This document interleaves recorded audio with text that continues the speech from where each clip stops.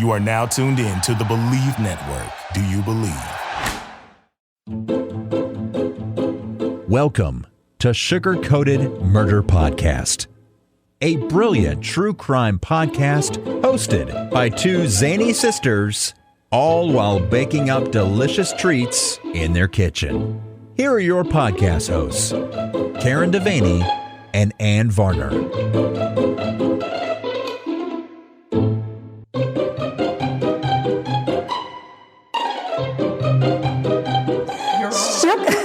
Sugar. Hey, Sugar. I never know when you're going to start. Me neither. Welcome to another fantastic episode of Sugar-Coated Murder Podcast. Is that what we are? That is who we I was are. on Mars. Tonight, that's who we are. And that's NPR. No, my. I'm so excited because it's your night to cook. I know. And I actually was excited. Let me tell you what I'm making. Please do. Okay. These are called Skinny Strawberry Chocolate Chip Muffins. Ooh. How fun is that? So if I eat it, I'll be skinny? Yes. The more you eat, the skinnier you get. Holy crap. I made 50 dozen. Yes. We're going to look so good. Should we do before and after pictures? Let's just do the after and they can use their imaginations for the before. So how do you make those muffins? Okay, well, first of all, there is no butter and no oil in these at all. What's your moisturizer? Well, I use a couple different ones. Shiseido, Clinique. No. Oh, you mean the muffins? Yes. Sorry. I thought you were getting beauty tips. No. So this has whole wheat flour, Mm. and of course your baking powder, baking soda, salt, an eensy bit of granulated sugar. Easy. Like a half a cup for the whole recipe. Okay. And it takes unsweetened applesauce. There's your moisturizer. That's your binder. That's your collagen. It fills the lines in. And it has Greek yogurt. Mm-hmm. So you can use plain vanilla or strawberry. Oh. I chose vanilla because I love vanilla. Okay. And I love strawberries, but I didn't want strawberry yogurt because I think that's gross. And then it has dark chocolate, Mm. and it has fresh strawberries, Mm. and only one egg, Okay. and kill a vanilla. Of course. That's what makes it real skinny. There you go. That's right. That's your calorie burner. Yeah. And did I mention whole wheat flour? Yes, you did. That's what you started with. You pretty much just, put it all together. So we had a shot of bourbon about 20 minutes ago. And we thought we waited long enough for us to not feel the effects of it. The effects. Evidently, that's not true. Anyway, you just pretty much do all your dry ingredients, all your wet ingredients, whisk the wet together, mix the dry together, and then put it together. And then mix it, but don't overmix. No. You don't want gummy No. muffins. Gosh. This makes 10. It says to use your ice cream scoop Mm-hmm. as your measure, Mm-hmm. and it makes 10 cups. I got 11. Well, maybe I didn't. do you mean use an ice cream. Cupcakes as opposed to cups? It actually makes muffins. I'm making strawberry chocolate cups. And all you do is drink water out of it, and you'll think you're eating a muffin. Delicious. Oh God, this is going to be a long night. It's not muffins. It is muffins. Muffins. God help me. Anyway, I put them in the oven. God help them. I don't know what's going to happen now. So I hope you got a murder to tell me because this is too much fun. I do. Are you ready? Everybody. Let's do this. 25-year-old Janet Stasiak worked at the local cash and carry grocery store in Clearwater, Florida as a cake decorator. Okay. On November 2nd, 1986, Janet didn't show up for work. She didn't show up. She didn't? It was completely out of character for her. And as a matter of fact, she didn't show up the next day either, which was November 3rd. This time, her employees and her manager, they were all really upset that she hadn't shown up. And they called the apartment complex where she lived. That's good. That's a good thing. And asked the manager if he would go check on her. That manager said, I will not. That manager said, absolutely. Love Janet. Great girl. I'll go see what I can figure out. All of you apartment managers out there, just know when that phone call happens, what's going to happen. I mean, you need to take into consideration your response is going to change the rest of your life. Well, I'll tell you what happened. This guy hung up and he called the police. Oh God, he's so smart. He said, I have a tenant that people are worried about. Why don't y'all come over and see if you see anything? Because I am not opening that door. I'm scared what's behind that door. When the police came, they knocked on the door, but there was no answer. They checked around the back and noticed that there was a window open and the screen had been slashed. At this point,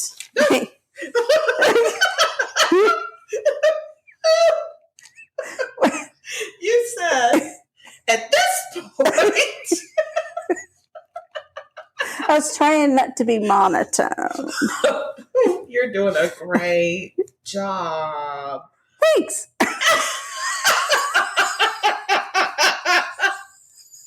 I don't know if the people that are listening are going to know how funny this is.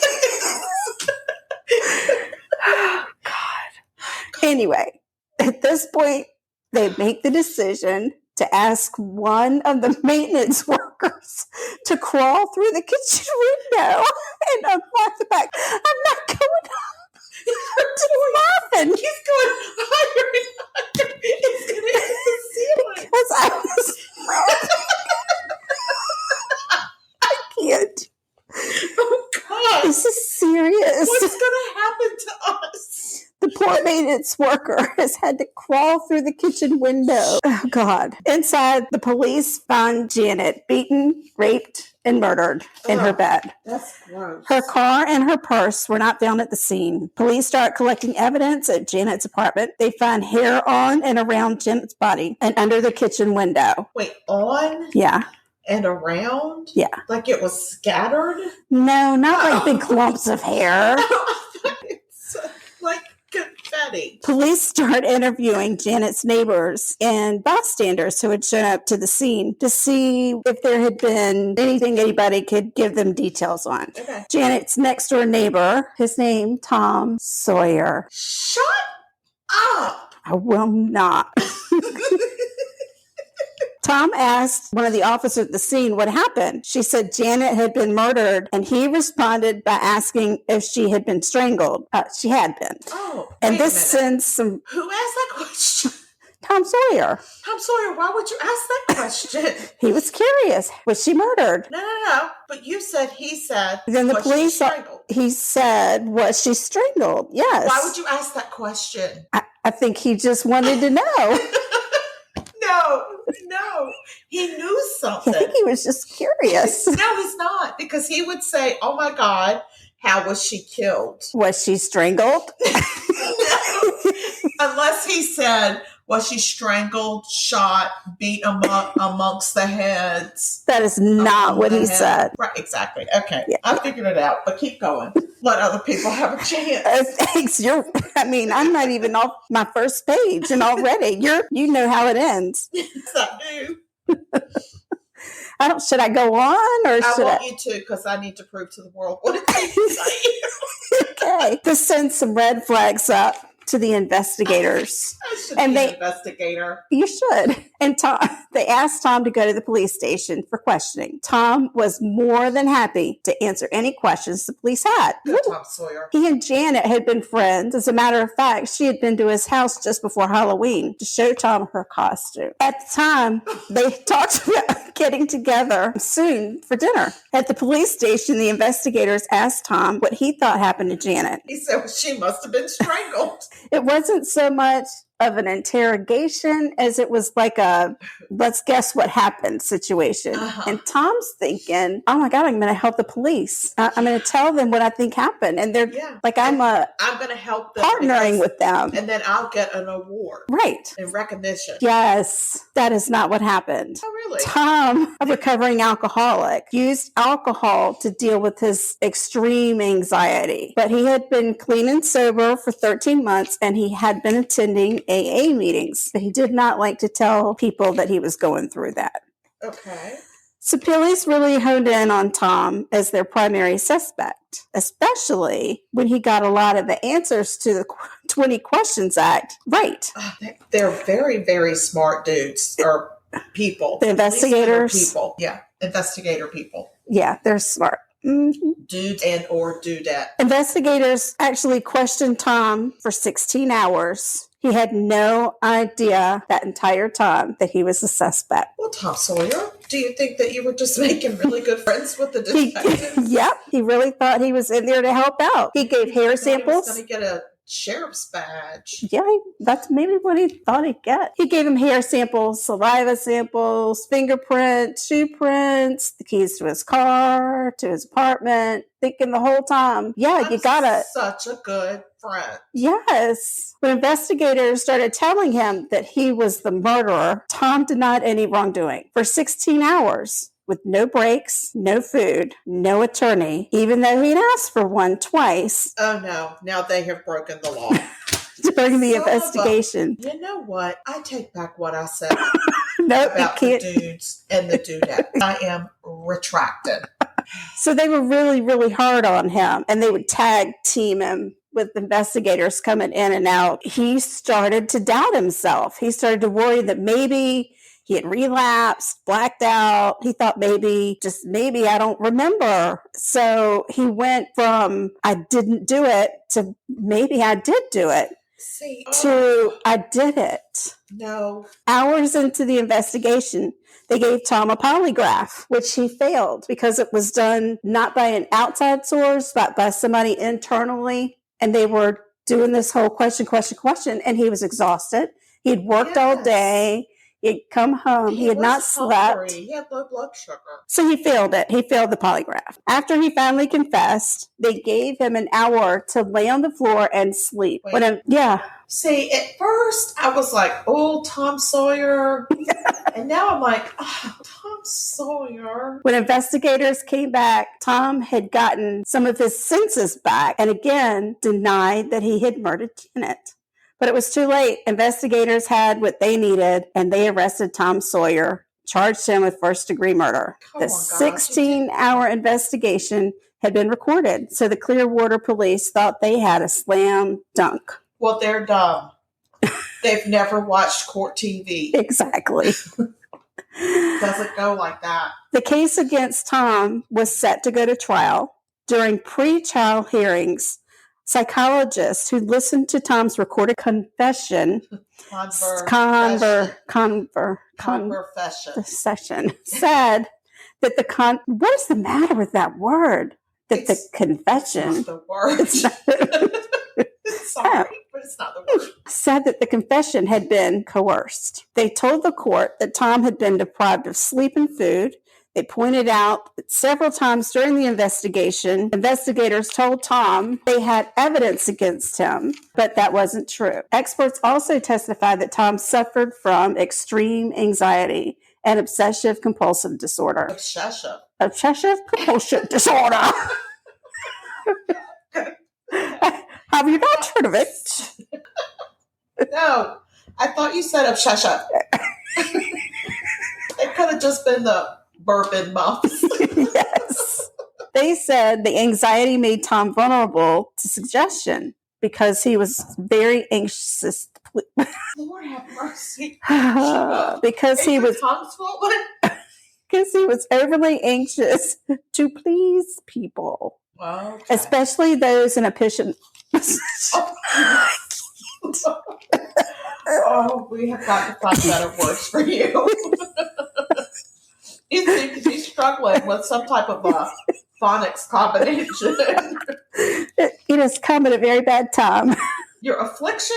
Or whatever you're talking about right there. The affliction. I thought I missed part of the story. Poor Tom.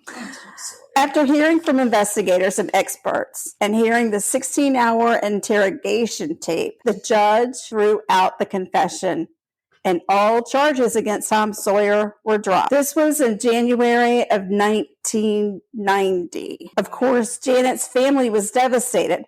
They really felt like the court had let Janet's murderer go free. Janet's case went cold after that. And do you know why? Because they spent a whole lot of time with Tom Sawyer. That's right. He should have maybe done a little bit of investigating. Right. Whilst he was at the station. True that, girl. As a matter of fact, it went cold until technology started to heat up. I love a heating up techno. Because the police had collected, remember, hairs and DNA from the crime scene, and they had preserved it. On December 10th, 2014, a detective working Janet's cold case submitted DNA from her crime scene to the national database. On January 2nd, there was a match. Nice. The DNA matched the DNA of convicted criminal Stephen Lamont of Alabama. It turns out that Stephen had gone to prison for prison.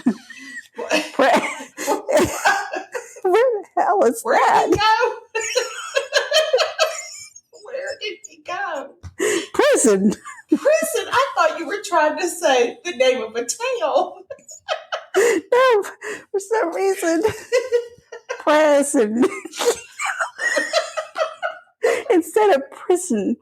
Anyway, he went there because he did some robbery in 1986. He and 4 other inmates managed to escape from prison. Stephen ended up in Clearwater when he was on the lam. Police did find him in Clearwater in 1987 and took him back to prison in Alabama, where he served until his release in 1998. Isn't that crazy? Did you follow that? No, I can tell by the look on your face. Yes. When was Janet killed? In 1986. Okay. So this guy did some robbery, went to prison. He and 4 of his buddies escaped from prison in Alabama, and he headed to Clearwater, Florida. And it's while he was on the lam that he murdered Janet. And was she just a random? She was a random. Really? Yep. He just broke into her house just because he could. I guess so. Wow. He said that he and Janet had been seeing each other, but nobody could corroborate while that you were in prison in Alabama. Right, yeah. And then it just, as luck would have it for him, he went back to prison, so he was never considered a suspect. Yeah, because people didn't even know he was there. No. No. That's weird. Clearwater police went to Stephen's house in Alabama and questioned him. First, he said, I was not in Clearwater in 1986. They reminded him that he had been found in Clearwater in 1987. Just a minor detail. And then he changed his story about the whole Janet and I had been dating. And he's the one that he said, as a matter of fact, I went to Janet's house and I found her. And she was on the floor, and I moved her to the bed, and then I left. I hightailed it out, and I took her car and her purse, and I went to the Tampa airport, left her car, went on my merry way. I don't know. I think he's not telling the truth. After some more questioning, Stephen finally admitted that he had killed Janet. Stephen Lamont was arrested and charged with Janet's rape and murder. He was extradited from Alabama to Florida, where he pled guilty and was sentenced to life in prison with no possibility of parole. Tom Sawyer sat in the front row and watched with relief as Lamont was sentenced. Tom had actually spent a little over a year in jail waiting for the trial. Oh, sweet Yeah. Tom Sawyer. And I did watch, there's a show, I think it's on ID Discovery. We'll try and put that in our notes. But there's a show on ID Discovery that talks about this story, and they do all the interviews with Tom Sawyer now, but it had a big impact on him. Huge. It had to changed his whole life. Mm-hmm. Yeah, and then that happens, and even when you spend time in jail, and then you're exonerated. But there's some people that never forget. Oh yeah, that you were in jail. The whole town thought he was guilty for all those years. Yeah. Oh, bless his heart. And you know what? They all need to come together now and really show him some love. Yeah. Or whenever that happened, maybe like build a park and name it after. So that's it. Isn't that crazy? Twisty-turny. Lots of twisty-turny. Yeah, they really honed in on poor Tom Sawyer. Poor Tom Sawyer. God bless you there, Tom. Mm-hmm, mm-hmm. We love you, T.S. Shout out to you. What's going on? It smells delightful. Well, because it smells like the strawberries dipped in chocolate. I just love the smell of chocolate cooking. Me too. And chocolate strawberry together is one of my most favorite flavor combinations. I understand. I'm very passionate about it. All right. Well, do you have something? Shout outs. Oh, we do. Shout out right in the middle. Outs. Well, yeah, because we didn't really start with anything, but here we are.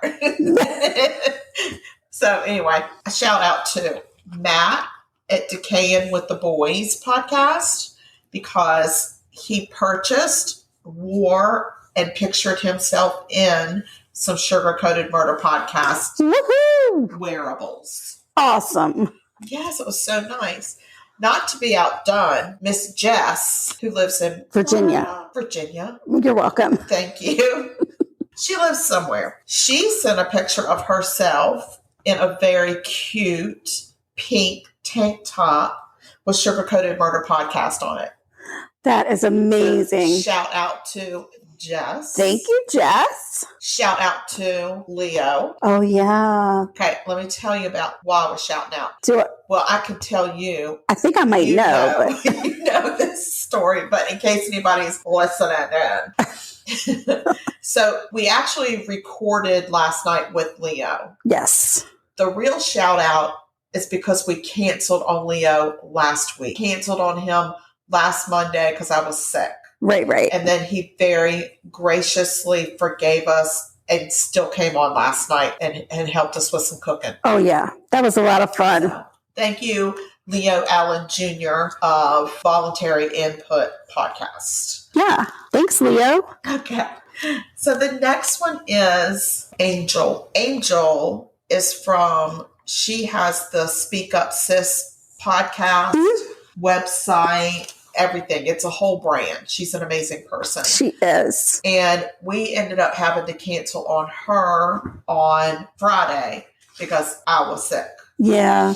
And she's going to come back on with us soon. We've got her rescheduled. We're excited about that. But shout out to her just for being gracious about us canceling. Thank you for your patience, Angel. And then last but never, ever least, it's the Wilsons. Mm-hmm. Josh and Amanda. Mm-hmm. They have this awesome podcast called Super Familiar with the Wilsons. And we were supposed to be guests this past Saturday. And we canceled. Because why? Because I was sick. This sounds like a whole lot of... This is like Karen's apology tour. It feels like it. But in the way of a shout out. So... Thank you to the Wilsons, but also I listened to their latest episode that they recorded instead of having us on. And they were so sweet about it. They talk about our podcast and they give a good description. It's really cute. Aww. And Amanda really captured my heart because she brought up a Murderpedia reference. Oh. Yeah, she was like, one of the things they taught me, and I thought it was going to be about baking. She was like, there's a website called Murderpedia. It's like, true. oh, that's a good takeaway. So thank you, Wilsons. And we are rescheduled very soon to be guests on their podcast, and we'll let you know when that happens. So All right. just wanted to give a little shout out break. And then I'm going to give a big shout out to Uncle Boo because it's his birthday. Happy birthday, Uncle Boo. It's your birthday. It's your birthday. What song is Hey, that? shorty. It's your birthday. But that is not anywhere near the tune. So you can say the words, but I won't recognize it. Because Well, I don't know what your right. problem is. I can hear the song clear as day in my head.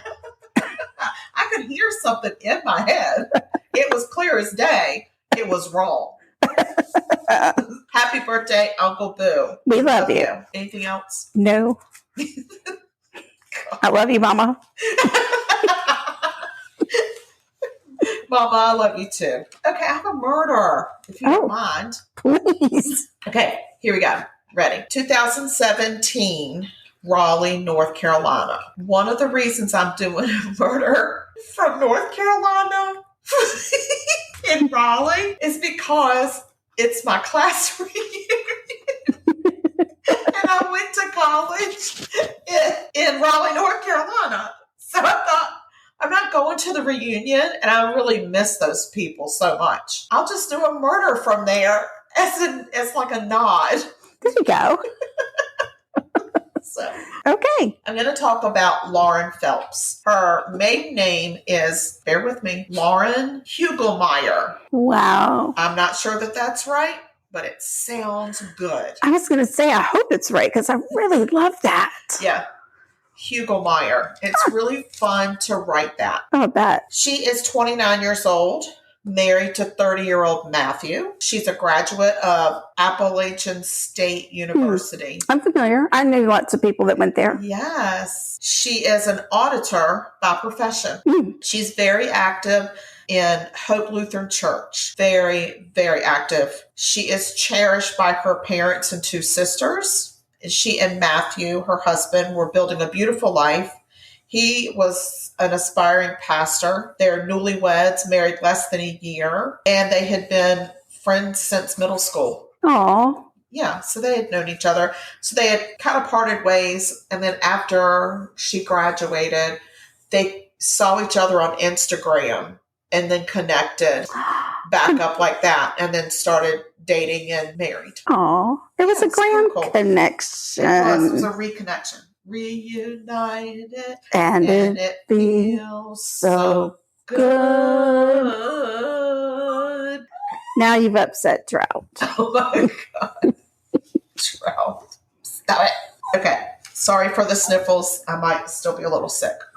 In the early morning hours of September 1st, 2017, a call goes out to 911, and it's Matthew. He says, this is kind of a quote, "I've got blood all over me, and there's a bloody knife on the bed. I think I did it." Matthew also told the dispatcher that he had taken Coricidin cough medicine to help him sleep, and he took more than the recommended dose.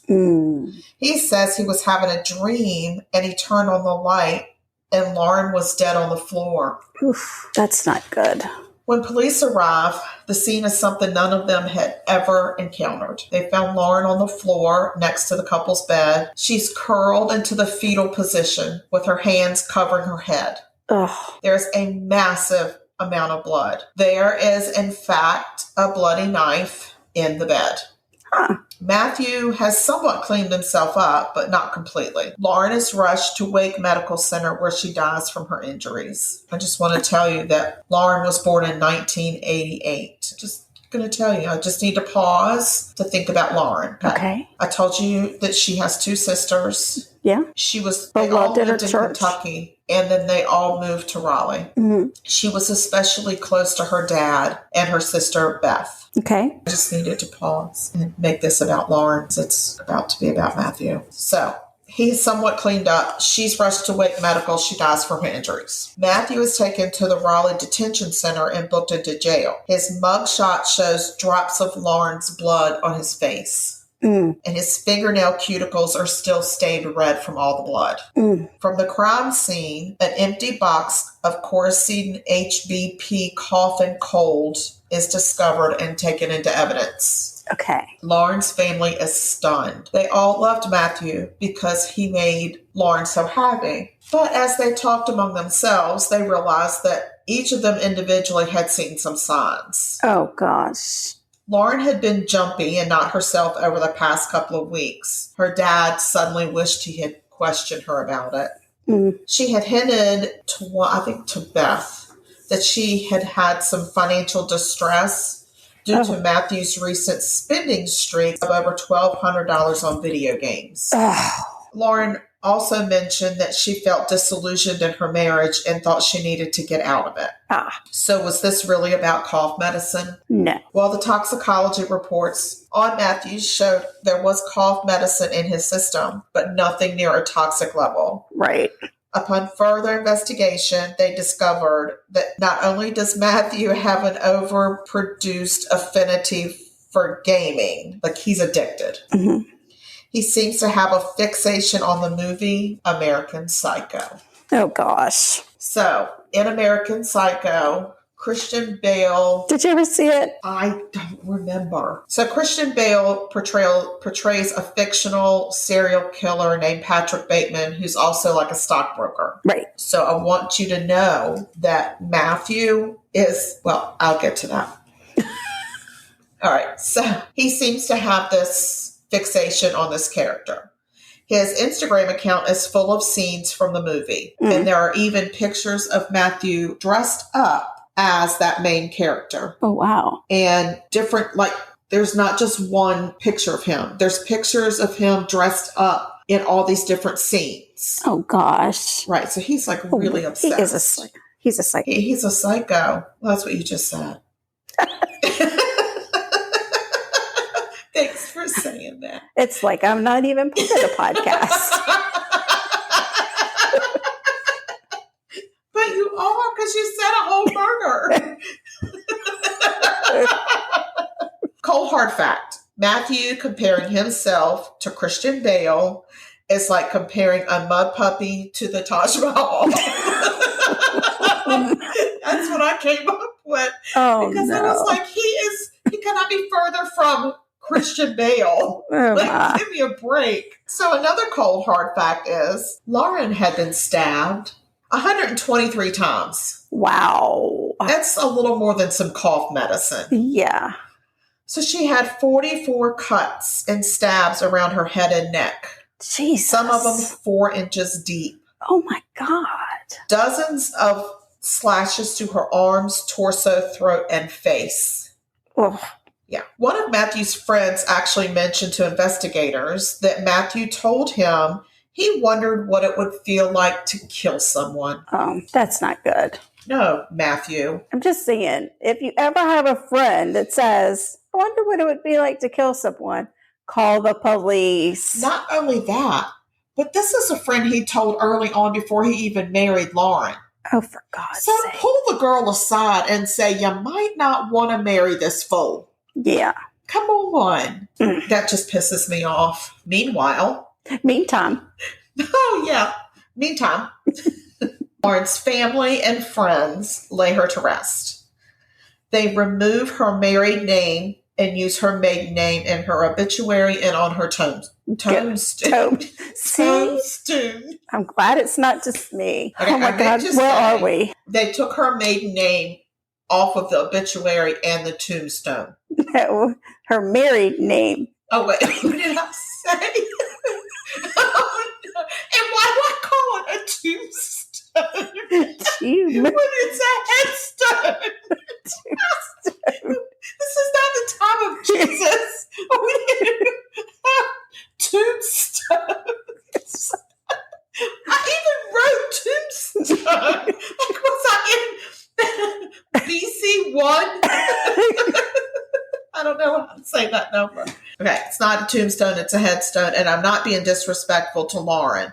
No. Took her married name off of it. All right, everybody calm down. There was no mention of Matthew in any celebrations of Lauren. Good. So they deleted him. Good. In court, he pleads guilty to keep himself off death row. Right. 50 of Lauren's family and friends turn up in court dressed in blue shirts with Lauren's light printed on them. and wearing purple ribbons in support of the fight against domestic violence. Nice. Matthew receives life without parole. And even when he is allowed to address the court, he tries to paint himself as some kind of a heroic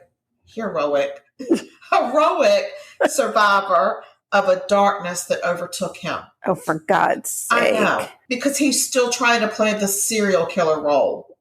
So Dale, who is Lauren's dad, says that he thinks Matthew had planned a sick murder out the day that Lauren reconnected with Matt on Instagram. Yep. He feels like that was just, he decided she was going to be the target, and then he became part of her life. Wow. So he still carries a father's guilt of not paying close attention to the signs and not following his intuition. Hindsight is 20/20. I agree. There's no guilt in that. She was a happy and loved person. She was a light in the world. She brought a lot to the table, and Matthew was a monster. Yeah. And her dad can't be guilty of Matthew being a monster. No. Her sister Beth believes that Lauren had told Matthew that she wanted to split up because of his gaming problems. Right.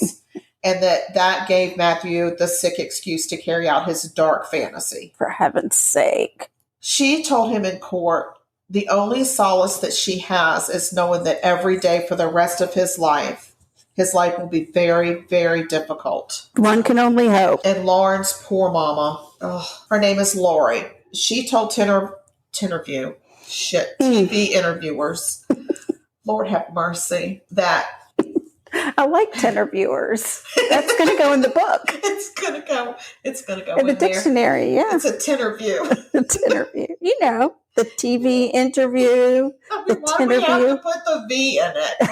Just say Tenterview. It's so much quicker, and then everybody knows what you're saying. And then these are Tenterviewers. Yeah, yeah. People that do the Tenterview. I get it. She told them there are still days that she thinks she won't survive the loss of her daughter. I can only imagine. It has broken her and broken her heart. Oh. She longs to hold her just one more time. Dale says he'll never forgive Matthew. They treated him like a son, and he will take that hatred with him to the grave. I'm sure he will. And Matthew is somewhere in North Carolina at some stupid ass prison, but he's an asshole, so we don't really care. I can tell you one thing. He's not getting these muffins. He is not getting one of these muffins. No. He's not. Well, you want to taste it? Yeah. It's warm. So yummy. It's kind of cold in here, so I would like to hold it against my arm before I eat it to get the heat off of it. Listen, I can't make you happy. Either it's so hot, I turned the AC down. It's on 73 right now. Oh, I don't know what to do. I don't either. Now, I know these are skinny muffins, but can we put butter on them? Does that take away the dumbest thing I've ever heard? Of course we can. There's just nothing like butter on a warm muffin. Perhaps we should do a half a pat instead of a whole pat. That'll make it skinny. Okay, there you go. I'm adding to the skinniness. Okay, girl. Oh, gosh, sugar, these are really yummy. Oh, God, I did good. I thought they were going to be weird because of the wheat flour. No. But they're good. I like them. I can tell it's wheat flour. Very impressive. Yeah, I love it because they're skinny. Skinny. I feel skinny already. I feel so skinny. I would imagine that you could do this with blueberries instead of strawberries or raspberries. Mm-hmm. You know, I would keep the chocolate in it. I'd do cherries, anything. That'd be really would good. Be good. Yeah. I love those the Harry and David chocolate covered fruit. Yeah. They have one that's cherry, chocolate covered cherry, and it tastes like a cherry Tootsie Roll Pop. So good. So it's not like the chocolate covered cherries that our grandmothers used to have to eat with that stuff that oozes out. Not the Queen Anne cordial. Okay. I've never had a Harry and David chocolate covered cherry. I'm sorry that you haven't. Well, don't think I won't buy myself some. That comes in a whole assortment. You could do strawberry, blueberry, and cherry. Would be delightful. It's so. I think I shall. I I can see myself ordering that tonight. Here we come, Harry and David. Let's Is that .com? let's send Sugar Coated Murder Podcast a fruit basket with all chocolate candies. Such a great idea. If anybody else wants to do it, email us. We'll give you the address. But in the meantime, I'll do it too. Or you know what else they could do? They could buy us a coffee. We could use some coffee. We need something else to put our bourbon in. I know. My God.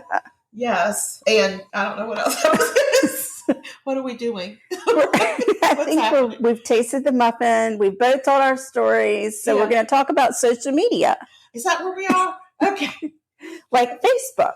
We have Facebook. We have Sugar Coated Murder Podcast fan page. Yes. Or Sugar Coated Murder Podcast. Yes. Both very easy to say. If you want to be friends with us, then just join the fan group. Yeah. We tend to not turn people away. And make sure you go to the regular page and like us. That'd be great. Well, you could also give us a review on Apple or Spotify. iHeart, whatever app you listen on. Yeah. Give us a 5-star rating and a positive review.